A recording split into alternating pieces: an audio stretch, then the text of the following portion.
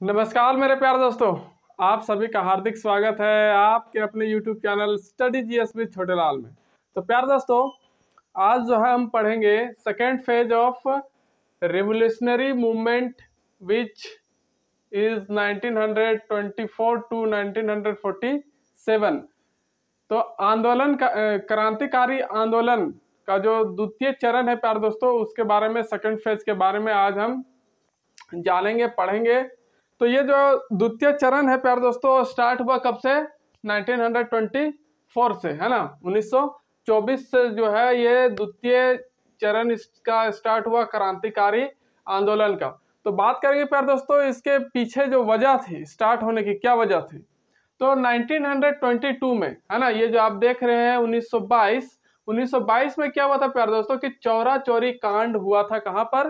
Gorakhpur UP में हुआ था, है ना। चौरा चौरी कांड कब हुआ था? 1922 ईस्वी में, गोरखपुर यूपी में। और इसी कांड के बाद जो है जो असहयोग आंदोलन चलाया जा रहा था महात्मा गांधी के द्वारा, उस आंदोलन को महात्मा गांधी ने वापस ले लिया। क्यों वापस ले लिया?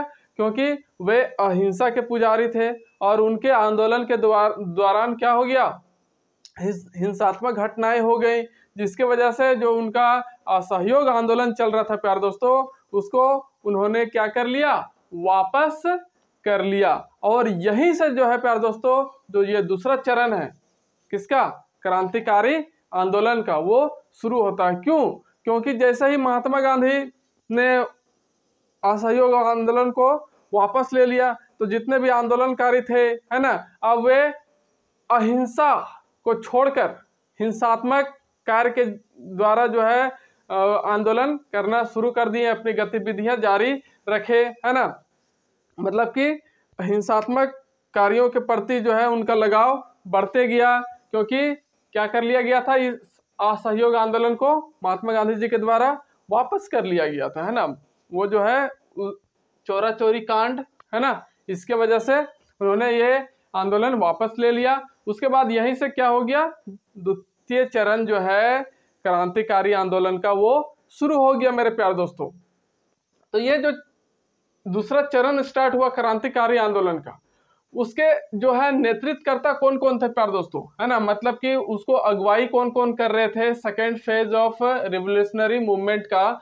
तो उसमें थे प्यारे दोस्तों राम प्रसाद बिस्मिल, चंद्रशेखर आजाद, सुभाष चंद्र बोस, सचिंद्र सन्याल और सूर्य सेन। इन प्रमुख लोगों के द्वारा जो है क्या किया गया? क्रांतिकारी आंदोलन का द्वितीय चरण को शुरू किया गया, या फिर लीडरशिप जो है, नेतृत्व इन्होंने ही किया। और इस दूसरे चरण की अगर बात करें प्यारे दोस्तों, इस चरण में तो कुछ महत्वपूर्ण क्रांतिकारी संस्थाएं भी बनाई गई, है ना। कुछ क्या बनाया गया? महत्वपूर्ण क्रांतिकारी संस्था बनाया गया, जो दिल्ली, पंजाब, है ना, बिहार, बंगाल और संयुक्त प्रांत में जो है ज्यादा सक्रिय देखने को मिलता है। मतलब कि लोग यहाँ पर जो है ज्यादा एकदम क्रियाशील, ज्यादा उत्तेजित, ज्यादा एकदम जोश जुनून के साथ काम में एक्टिव, है ना, यहाँ पर थे। कहाँ? दिल्ली, पंजाब, संयुक्त प्रांत, बिहार एवं बंगाल में प्यारे दोस्तों। अब बात करेंगे प्यारे दोस्तों कि कुछ महत्वपूर्ण क्रांतिकारी जो संस्थाएं थी वो कौन कौन सी थी। तो फर्स्ट अगर बात करते हैं तो आता है नौजवान सभा। कौन? नौजवान सभा जो था प्यारे दोस्तों, इसकी स्थापना की गई 1926, कहाँ? लाहौर में, है ना। 1926 में जो है लाहौर में इसकी स्थापना किया गया। और इसका जो संस्थापक था प्यारे दोस्तों, कौन थे? भगत सिंह, छविलदास और यशपाल। भगत सिंह, छविलदास और यशपाल के द्वारा जो है इस संस्था का स्थापना किया गया था। कौन सा संस्था? नौजवान सभा, है ना। और इसी संस्था के तहत जो है प्यारे दोस्तों, एक छात्र संघ का भी क्या किया गया? गठन किया गया, है ना। क्या किया गया? एक छात्र संघ का गठन किया गया। और सभी ने मिलकर क्या बनाया? काकोरी दिवस बनाया। सभी ने मिलकर क्या बनाया प्यारे दोस्तों? काकोरी दिवस भी बनाया। और उसके बाद ये जो संस्था था प्यारे दोस्तों, नौजवान सभा, इसका विलय कर दिया गया। किसमें? हिंदुस्तान रिपब्लिकन एसोसिएशन में, है ना, हिंदुस्तान रिपब्लिकन एसोसिएशन में जो है इसका विलय हुआ कब, 1928 में, मतलब कि 1928 में जो ये नौजवान सभा है प्यार दोस्तों किसमें मिल गया, हिंदुस्तान रिपब्लिकन एसोसिएशन के साथ जुड़ गया, उसके साथ मिल गया। तो अब है कि प्यारे दोस्तों बात करेंगे किसके बारे में, कौन सी संस्था के बारे में, हिंदुस्तान रिपब्लिकन एसोसिएशन के बारे में। चलिए देखते हैं कि यह हिंदुस्तान रिपब्लिकन एसोसिएशन क्या था। तो चलिए प्यारे दोस्तों बात करते हैं आप किसकी, हिंदुस्तान रिपब्लिकन एसोसिएशन की, है ना। तो इसमें क्या हुआ था प्यारे दोस्तों, हिंदुस्तान रिपब्लिकन एसोसिएशन में तो सभी एसोसिएशन जो भी संस्थाएं थी सभी में क्रांतिकारी आंदोलन ही होती थी, क्रांतिकारी गतिविधियां ही होती थी, है ना। तो बात करेंगे इस पे प्यारे दोस्तों कि हिंदुस्तान रिपब्लिकन एसोसिएशन का जो फाउंडेशन है, स्थापना, वो कब किया गया था, अक्टूबर 1924 कानपुर में किया गया था, है ना। कब किया गया था, अक्टूबर 1924 में कानपुर में किया गया था। और इसके जो फाउंडर थे, संस्थापक प्यारे दोस्तों, वो कौन थे, सचिंद्रनाथ सन्याल। कौन, सचिंद्रनाथ सन्याल जो इसके संस्थापक थे प्यारे दोस्तों। और इस एसोसिएशन का, इस हिंदुस्तान रिपब्लिकन एसोसिएशन का जो है उद्देश्य की बात करें, एम की बात करें, तो वो क्या था प्यारे दोस्तों, क्रांतिकारी गतिविधियों के माध्यम से देश में समाजवादी गणतंत्र की स्थापना करना, है ना। क्या था प्यारे दोस्तों, यही था, क्रांतिकारी गतिविधियों के माध्यम से। किसके गतिविधियों के माध्यम से, क्रांतिकारी गतिविधियों के माध्यम से देश में समाजवादी गणतंत्र की स्थापना करना ही इसका प्रमुख उद्देश्य था।